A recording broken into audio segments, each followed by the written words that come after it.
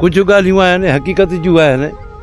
हिकिड़ा माण्हू अहिड़ा कंजूस हूंदा आहिनि जेके पंहिंजे पैसनि जा पाण चौकीदार हूंदा आहिनि ऐं उन्हनि जो कुझु नसीब ई न आहे थींदो पाण खे। फाटल कपिड़ा पाया वठंदई, कुझु पेट में खाईंदई कोन, पर मिल्कियत उन वटि एतिरी हूंदी आहे अणमई। काफ़ी माण्हू था ॾिठा आहिनि अहिड़ा। हिकु पुराणे दौर जी ॻाल्हि थो तव्हांखे ॿुधायां ऐं हक़ीक़त वारी ॻाल्हि आहे, पोइ हिन में कूड़ बि कोन्हे को। पोइ उन वटि एतिरी ज़मीन हुई, एतिरी उन ज़मीन गॾु कई जो जंहिंजो अंदाज़ो ई कोन्हे को। पोइ वियो हो गॾु कंदो, कंजू साहिब कई, यानी की पुटनि खे एतिरो ॾिए कोन पियो।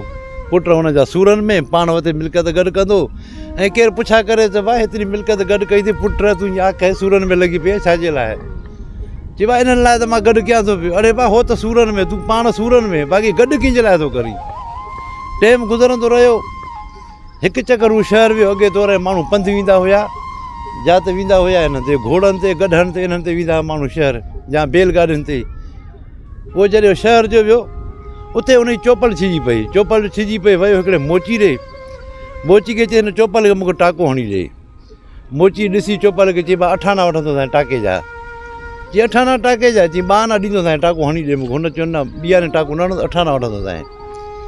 जॾहिं वञण वारो थियो त मोची हुनखे सॾु कयो, चई हेॾा हेॾे चाचा आयो मोटी।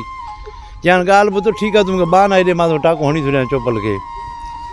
हुन टाको हणींदो हिनखे, ॿाना हिन ॾिनसि।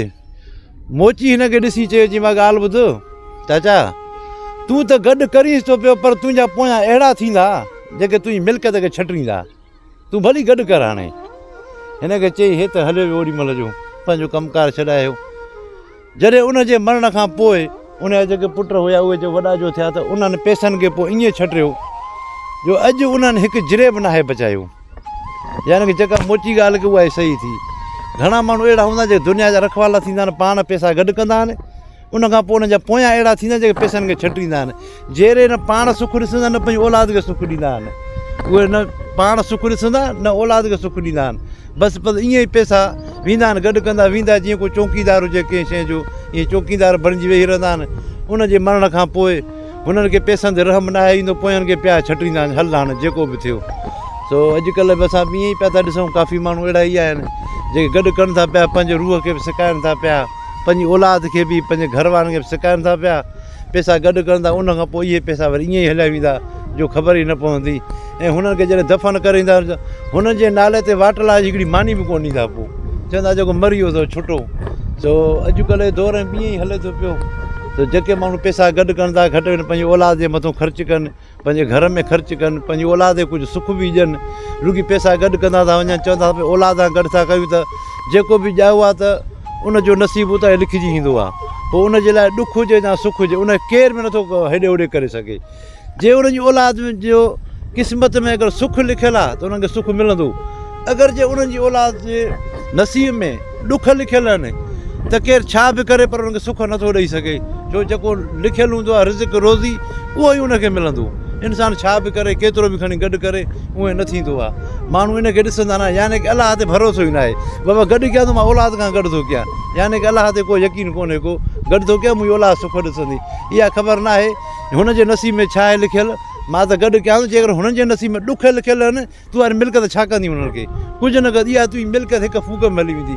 काफ़ी माण्हू तव्हां ॾिठा हूंदा दुनिया में, पंहिंजे ओस पास में तव्हां नज़र फेराईंदव, कई माण्हू वॾा आसूदा हुया, ज़मीनदार हुया, अॼु उन्हनि जा पोयां ॾिसो त पिनंदा था वठनि। काॾे वई उहे मिल्कियतूं? यानी की जेको जंहिंजे नसीब में लिखियलु न उहो ई थींदो आहे।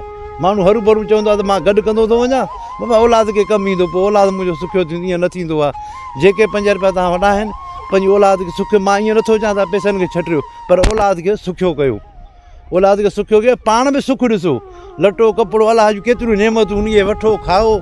छाजे लाइ आहिनि इहे नेमतूं? सभु जेके बि अलाह ताला सां इंसाननि जे लाइ जेके नेमतूं जेके पैदा कयूं आहिनि, छाजे लाइ आहिनि इहे?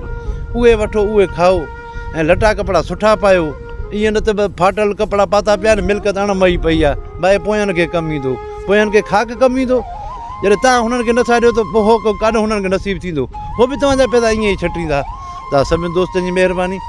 अगरि स्टोरी पसंदि अचे ऐं तव्हांजे आस पास में ईअं हुजे त ज़रूरु हुन में लिखी मोकिलिजो, येस लिखिजो ज़रूरु।